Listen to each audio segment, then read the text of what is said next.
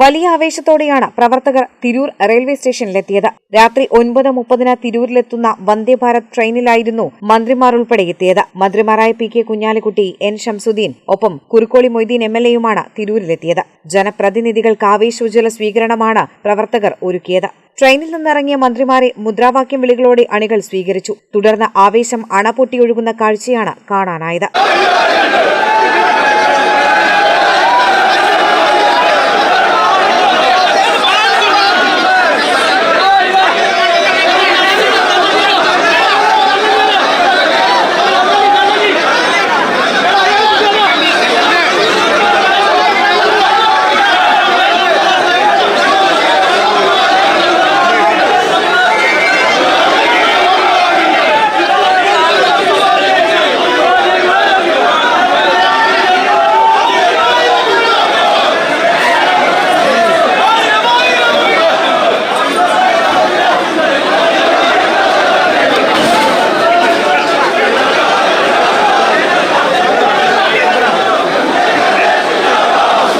പത്ത് വർഷത്തെ കാത്തിരിപ്പിനൊടുവിൽ തങ്ങളുടെ പ്രിയപ്പെട്ട നേതാക്കൾ മന്ത്രിസ്ഥാനവുമായി മണ്ഡലങ്ങളിലേക്ക് തിരിച്ചെത്തുമ്പോൾ 1000-ഓളം ആളുകളാണ് ജനപ്രതിനിധികളെ സ്വീകരിക്കാൻ തിരൂർ റെയിൽവേ സ്റ്റേഷനിൽ കാത്തുനിന്നിരുന്നത്.